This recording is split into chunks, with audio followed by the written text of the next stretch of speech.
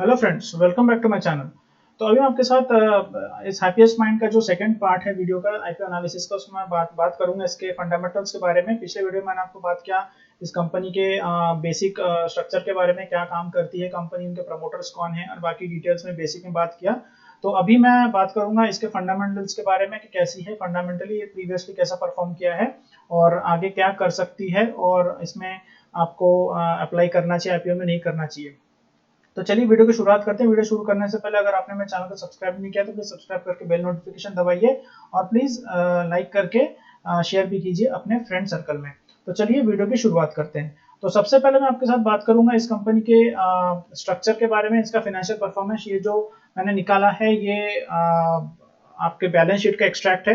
अब यहाँ पे देखिए आप, इसका जो शेयर कैपिटल था 2018 में वो करीब करीब 26 करोड़ का था। उसके बाद ये 2019 में 28 करोड़ का हो गया, 2020 में 45 करोड़ का हो गया। अब ये जो इक्विटी शेयर कैपिटल है दो हिस्सों में बटा हुआ है।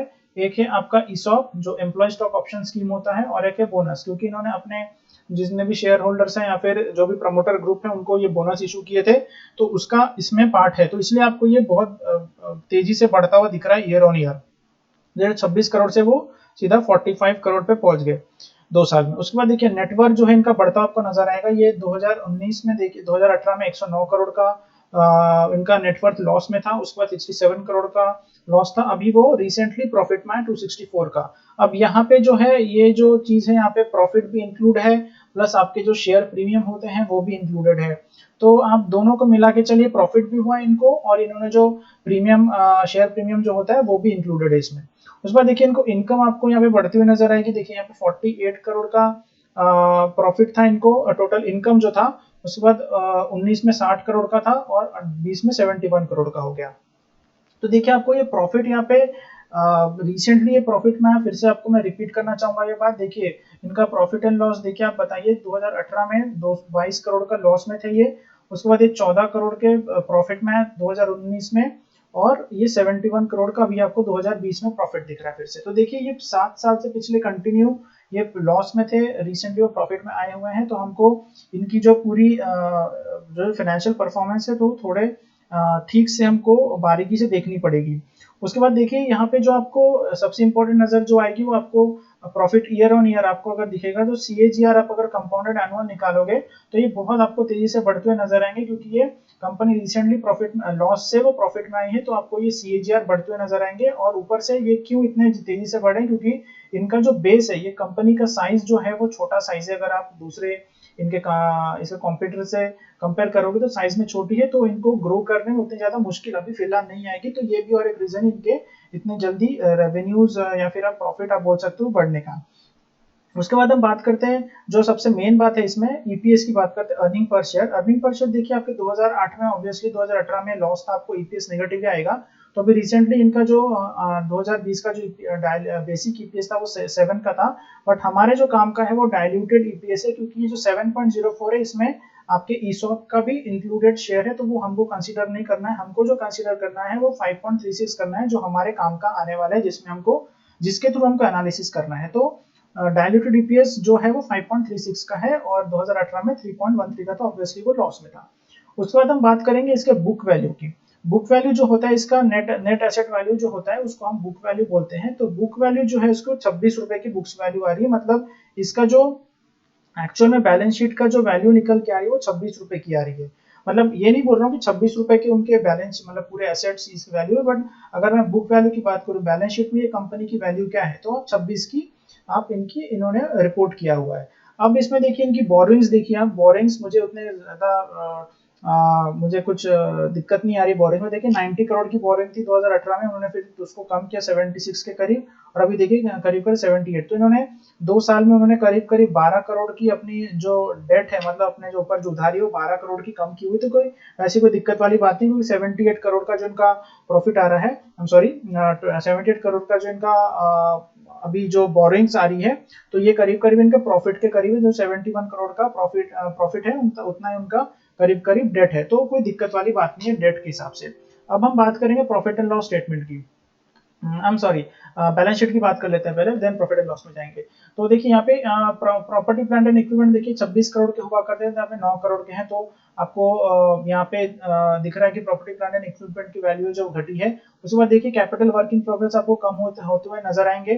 फिर उसके बाद right of use of assets आपको 54 करोड़ के हुआ करते थे, अभी 30 करोड़ के right of use of assets है, तो ये भी कम होते हुए नजर आ रहे हैं। तो ऑल इन ऑल आप अगर देखोगे इनके जो नॉन करेंट एसेट्स हैं, तो वो करीब करीब 109 करोड़ के हुआ करते थे 18 में, वो करीब करीब 63 करोड़ के हैं। तो यहाँ पे आपको दिख रहा है कि बैलेंस शीट में जो सारी चीजों की फिक्स्ड एसेट्स की जो वैल्यू, ये हम फिक्स्ड एसेट्स बोलते हैं, तो फिक्स्ड एसेट्स की जो वैल्यूज है वो आपको गिरती हुई नजर आ रही है। तो ये क्यों गिरती हुई नजर आ रही है, इसका मुझे थोड़ी चिंता वाली बात हो रही है, मतलब क्या रीजन है कि फिक्स्ड एसेट्स इनके वैल्यूज जो है वो गिर रहे हैं।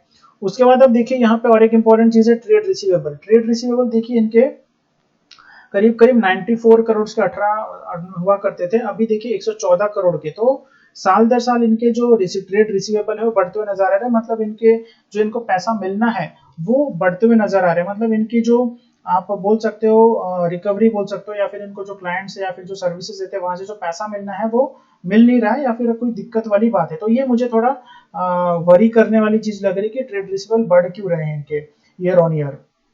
उसके बाद देखिए कैश के साइज में वैसे ही कंफर्टेबल है, कैश में कोई दिक्कत नहीं इनके पास।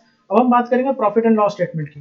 प्रॉफिट एंड लॉस स्टेटमेंट में देखिए यहाँ पे मुझे सबसे अच्छी बात यहाँ पे कंपनी की लग रही है कि देखिए 462 करोड़ का यहाँ पे ये रेवेन्यू करते थे, और करीब करीब अभी 700 करोड़ का कट रहे हैं। तो आप देखिए यहाँ पे रेवेन्यू बहुत ड्रास्टिकली यहाँ पे इंक्रीज हुए इनके। तो सीएजीआर आप अगर कैलकुलेट करोगे इनके सेल्स के, तो करीब करीब 22 से 23% का इनका सीएजीआर सेल्स में आ रहा है। तो बहुत बढ़िया बेहतरीन परफॉर्मेंस किया कंपनी ने। तो रेवेन्यू के मामले में तो कोई दिक्कत वाली बात है ही नहीं है कंपनी के साथ। उसके बाद बात करोगे प्रॉफिट की, तो ये कंटिन्यू ये प्रॉफिट में है पिछले 2 साल से। देखिए 22 करोड़ का लॉस था इनका 2018 में, 14 करोड़ का प्रॉफिट हुआ इनको 19 में, और अभी देखिए 71 करोड़ का इस साल इनको प्रॉफिट हुआ है। तो प्रॉफिट रेवेन्यूज एंड प्रॉफिट में कोई दिक्कत वाली बात ही नहीं है इस कंपनी के साथ। तो बहुत बढ़िया परफॉर्मेंस की है, बेहतरीन है। उसके बाद हम बात करेंगे कैश फ्लो स्टेटमेंट की। कैश फ्लो स्टेटमेंट सबसे जो इंपॉर्टेंट चीज होती है वो है कैश फ्लो फ्रॉम ऑपरेशन होता है। कैश फ्लो फ्रॉम ऑपरेशन मतलब होता है कि वो कंपनी अपना जो मेन जो बिजनेस है वो उसका, जैसे ये कंपनी आईटी का बिजनेस है तो वहां से वो क्या धंधा करी या फिर वो वहां से क्या प्रॉफिट करी। तो देखिए कैश फ्लो फ्रॉम ऑपरेशन आपको बढ़ते हुए नजर आएंगे। यहाँ पे 2018 में आपको 10 करोड़ के थे, 2019 में 60 करोड़ के हो गए, और 2020 में 118 करोड़ के कैश फ्लो फ्रॉम ऑपरेशन हो गए। तो इनका जो कैश फ्लो फ्रॉम ऑपरेशन से जो ग्रोथ है वो बहुत बढ़िया मुझे नजर आ रहा है। तो यहाँ पे कोई दिक्कत वाली मुझे बात ही नजर नहीं आ रही है, जैसे मैंने आपको सेल्स का भी बताया और प्रॉफिट का भी बताया। उनका कैश एंड कैश इक्विवेलेंट जो है वो भी काफी बेहतरीन है उसका, तो कोई दिक्कत वाली बात नहीं है। तो ये गुड पोजीशन में है इन टर्म्स ऑफ कैश। अब हम बात करेंगे इसके इनके कैपिटल स्ट्रक्चर के बारे में। कैपिटल स्ट्रक्चर इनका कैसा रहा है, देखिए इनका जो इनके पास इक्विटी शेयर जो है वो 45 करोड़ के करीब है, और जो इनका प्रेफरेंस शेयर्स है ये है 13 करोड़ का। तो इनका जो सॉरी, तो इनका जो प्रेफरेंस शेयर है ये इनके पास मार्केट में आने वाले, क्योंकि ये जो प्रेफरेंस शेयर वाले हैं ये मोस्टली जो है अशोक सूटा जी के पास ही है। तो ये जो प्रेफरेंस शेयर जो 13 करोड़ का है ये भी मार्केट में आने वाले हैं, जो अशोक सूटा जी बेचने वाले हैं मार्केट में। जब जब आईपीओ आएगा तो उसमें ये भी इंक्लूडेड होने वाला है। तो इसलिए आपको जो मैंने आपको पता है डायल्यूटेड ईपीएस आपको जो 5.6 के करीब दिख रहा है, और बेसिक जो आपको ज्यादा दिख रहा है 7.03 के करीब। तो हमारे जो काम का है वो इसलिए 5.6 आपको डायल्यूटेड वाला इसलिए नीचे दिख रहा है, क्योंकि जो प्रेफरेंस शेयर्स हैं ये जो 13 करोड़ वाले जो ये भी मार्केट में जब आएंगे तो आपकी जो इक्विटी साइज है वो और बढ़ जाएगी। तो इसलिए ये जो आपको ईपीएस दिख रहा है, तो शेयर जब मार्केट में इंक्रीज हो जाएंगे तो ऑब्वियसली आपकी ईपीएस जो है कम हो जाएगी। तो इनका जो ऑथराइज जो कैपिटल है, मतलब वो इनका जो ये टोटल जो ऑथराइज कैपिटल है वो 58 करोड़ का आ रहा है। मतलब आगे ना चल के ये इनका जो ऑथराइज्ड कैपिटल 58 करोड़ तक जा सकता है मैक्सिमम। तो अभी फिलहाल तो वो करीब करीब 30 करोड़ के करीब उतार रहे हैं, और आगे जाते जाते मतलब कुछ टाइम बाद वो मेरे ख्याल से अभी जो आईपीओ अभी लॉन्च होगा तो उसके बाद अभी वो मेरे ख्याल से 40 टू 45 करोड़ के करीब इनका जो ऑथराइज्ड कैपिटल वो पहुंच जाएगा। और इन द मीन टाइम कुछ सालों बाद ये 58 करोड़ इनका जो मैक्सिमम जो ऑथराइज्ड कैपिटल 58 करोड़ तक हो सकता है। तो आगे जाके और ये कितने 7-8 करोड़ जो भी है वो आगे जाके और इशू और वो मार्केट में इक्विटी शेयर उतार सकते हैं। तो ये आपको बताया कि इनके प्रेफरेंस शेयर्स कैपिटल स्ट्रक्चर क्या है। उसके बाद मैं आपसे बात करूंगा और एक इंपॉर्टेंट बात की इनका जो कैपिटल स्ट्रक्चर मैंने बताया कि अशोक सूटा जी 46% होल्ड करते हैं, जेपी मॉर्गन करते हैं 19.43। यहाँ पे जो मेन इंपॉर्टेंट बात है इंटेल कॉर्पोरेशन।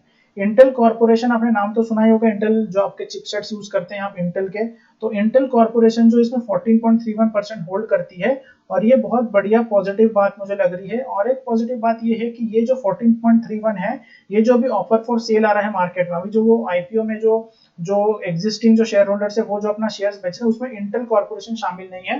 तो मुझे ये बहुत पॉजिटिव बात लग रही है कि कितनी बड़ी कंपनी अगर हैप्पीएस्ट माइंड के शेयर्स अभी ऑफर फॉर आईपीओ के टाइम पे नहीं बेच रहे हैं तो मुझे बहुत बढ़िया बात लगती है। तो ये एक पॉजिटिव बात है कंपनी के लिए कि इंटेल जैसी बड़ी कंपनी इसमें शेयर होल्डिंग होल्ड करती है। उसके बाद आप देखिए ये जो कंपनी के जो टोटल जो इशू आने वाला है वो करीब करीब 110 करोड़ का आने वाला है। तो उतना बड़ा इशू, कुछ इतना बड़ा साइज का ये आईपीओ नहीं है, तो 110 करोड़ का आईपीओ आने वाला है ये। अब इनका जो मेन बात है, ये इनके जो प्रोसीड से करेंगे कहीं 110 करोड़ से करने क्या वाले हैं, तो इनका मेन जो है वो to meet the long term working capital.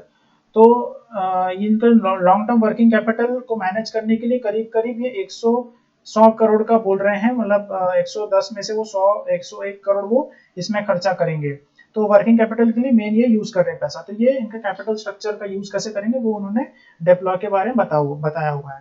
अब इसके साथ मैं आपके साथ बात करना चाहूंगा इनके long term working capital requirement के बारे में। तो उन्होंने बताया है कि किस तरीके से 2019 में 223 करोड़ का वर्किंग कैपिटल है, देन उसके बाद 225 का हो जाएगा, देन 2021 में 325 करोड़ का हो जाएगा, और इसमें आपको जरूरत पड़ेगी 2022 में 413 करोड़ की दरकार होगी इनको as a working capital.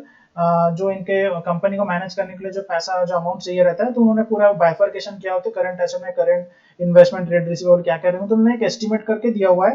Liabilities के बारे में बता हुआ है कि इनकी क्या क्या बोरिंग्स रहेगी आगे जाके। देखिए इनके 60 करोड़ की बोरिंग 2019 में थी, उसके बाद 69 करोड़ की है, उसके बाद 2021 में कितनी की बोरिंग रहेगी, और 2022 में क्या बोरिंग रह सकती है। तो इन्होंने पूरा ये बाइफर्केट करके दिया हुआ है।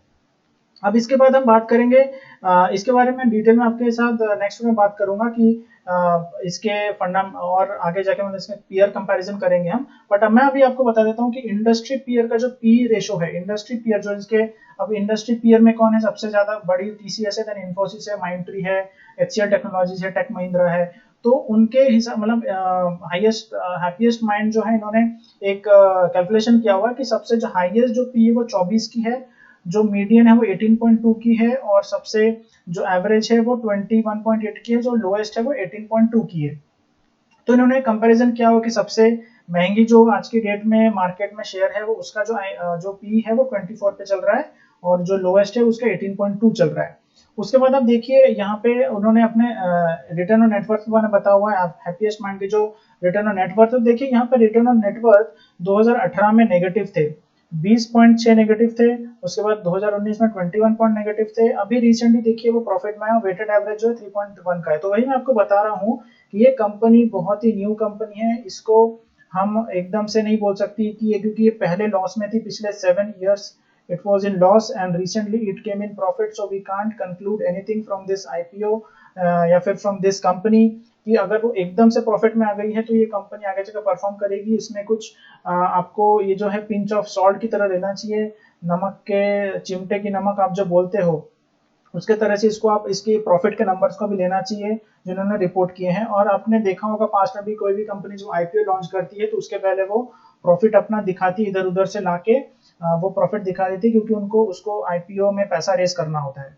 ठीक है, चलिए हम अभी बात कर लेते हैं इनके जो कंपैरिजन रेशो से। मैं पहले ही बात किया हूँ इन कंपनी के बारे में। देखिए टीसीएस का जो आज की डेट में पी है वो 23.7 का पी है, इन्फोसिस का 18.2 का पी है, एलएनटी इन्फोटेक का 21.2 है, माइंडट्री का 24 है, जो जहां से अशोक सूटा जी आए हैं वो कंपनी का 24 पी पे चल रहा है।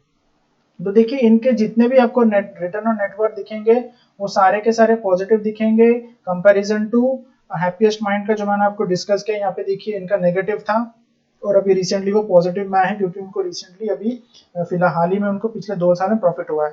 तो ये मैं आपके साथ बात किया कंपनी के फंडामेंटल्स के बारे में, क्या इनके फंडामेंटल से कैसा परफॉर्मेंस रहा है profit and loss, balance sheet और कैश फ्लो के हिसाब से। तो मुझे रेवेन्यूज में कोई दिक्कत नहीं लग रही है, मुझे दिक्कत जो मैंने लग रही है आपको बताया बैलेंस शीट में दिक्कत मुझे लगी वहाँ पे ट्रेड रिसीवेबल में और फिक्स्ड एसेट्स पे जो वैल्यू घट रही है। तो चलिए मैं नेक्स्ट वीडियो आपके साथ बात करूंगा आपको कंपनी में अप्लाई करना चाहिए आईपीओ में या नहीं करना चाहिए, क्या रैशनल होना चाहिए और क्या बेसिस में मैं बोलूंगा, मेरा डिसीजन जो दूंगा वो क्या होगा। तो नेक्स्ट वीडियो में मैं से बात करूंगा। तो चलिए वीडियो को यही एंड करता हूँ। अगर आपको वीडियो पसंद आया तो प्लीज लाइक करके शेयर कीजिए और लाइक बटन को प्लीज दबाइए और अपने चैनल को सब्सक्राइब नहीं किया तो प्लीज सब्सक्राइब करके बेल नोटिफिकेशन को दबाइए। तो चलिए मिलते हैं नेक्स्ट वीडियो में। Thank you very much for watching this video.